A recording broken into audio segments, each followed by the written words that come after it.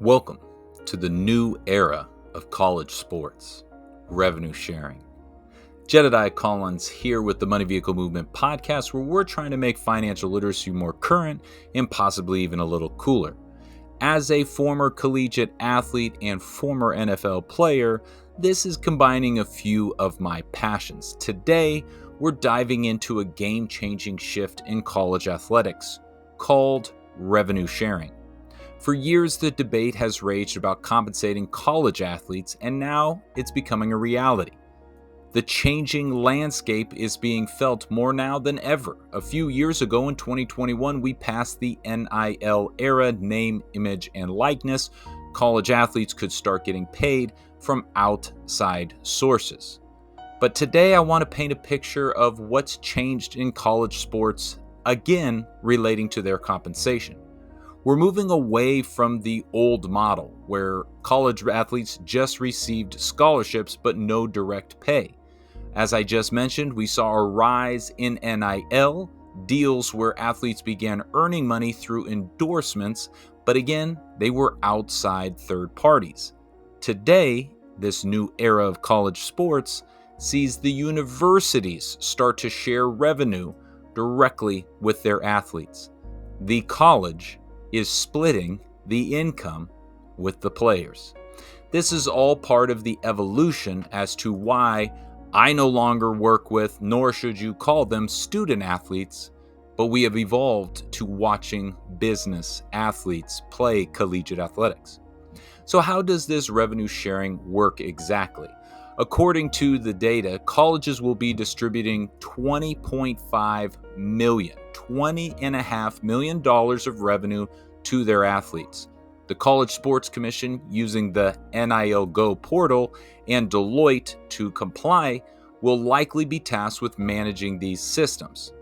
What kind of financial opportunities can athletes expect? Well, of course, it's going to vary by sport and by position. If you're not in a revenue-generating sport, you're very likely not going to receive revenue sharing. As we have noticed, the majority, 60, 70, 80% is going to go to football because it is a billion-dollar industry. Men's and women's basketball, women's softball, you will see some others start to get some of their shares, but as of today, capitalism rings true. There is no Title IX. Everybody gets an even share. It is pure free market. Who do you want to pay? That's who gets the dollars. Then it goes by position. If we look at the ever-loved quarterback, you can see $1 million to up to $4 million per year. But let's backtrack a second. $20.5 million per school.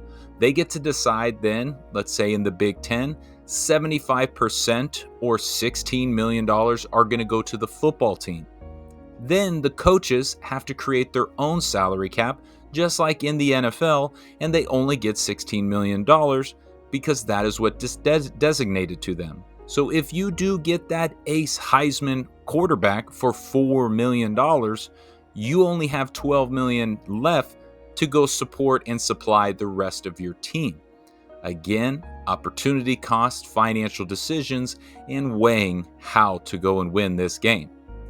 When you look on the defensive side of the ball, you will see defensive ends coming after that high-paid quarterback getting $500,000 up to $1 million a year if you are a star and a starter. The defensive backs are anticipated to receive between $250,000 up to $800,000 per defensive back. As you look at the competition in the NIL era, we all had to go pay top dollar for a freshman. That is being flipped on its head now as you start to see these longer-term contracts play out. Now you get a certain dollar amount as a freshman, continue to play, perform, and that salary will increase as you have time on campus. A caveat and a really neat episode around how to reduce the transfer portal. If a team comes and takes a player from another team, in that player's contract from the school, the university now, you can have a clause that that school coming and taking the player will have to give the school they're taking him from dollars from their $20.5 million pot, and that other school now gets to add into theirs. A question I often receive is, how does this affect athletes' scholarships? Not at all. This is revenue sharing. It's designed to supplement and go on top of a school's scholarship count. So as you look at, hey, are they going to? No, still going to receive a full ride or a partial ride depending on the sport, and this revenue sharing is in addition to that. When I get to speak directly with business athletes, my guidance is to first understand that you are a 1099 contractor. If you were a W-2, the school would take out taxes, provide you benefits, and support you in other ways.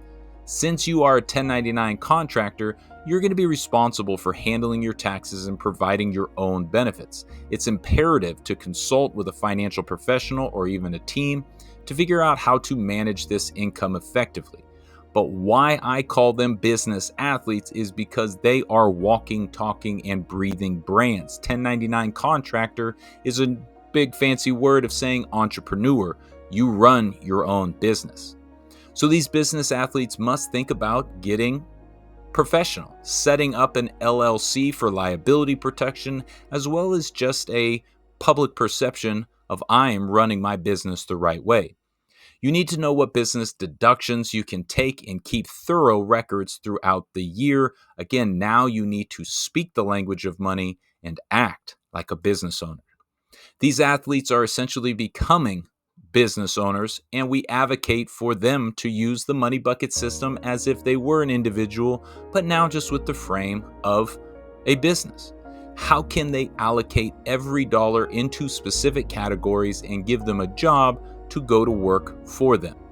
Our 5 choices are your society choice, taxes, and yes, as a business owner, you now get to look at not the W-2 make, tax, spend formula, but now as a business owner, you get to make, spend before you get taxed. Your compassion choice, this is going to be where you give. College athletes all over are starting to identify the purpose and the fulfillment that comes from supporting people, places, or things that have helped them become who they are. They have a different perspective than the I want more, I want. Of course, this financial opportunity comes with the decision to see your future, saving and investing. Think about if you were handed $100,000, let alone $1 million at age 18 or 20, the compounding effect that can occur. If you can see yourself at 22, by the age of 64, your investment will magnify by number 64. Little fun money math, money vehicles, rule of 72. The impact is massive. Why we want these athletes to think in decades, not days.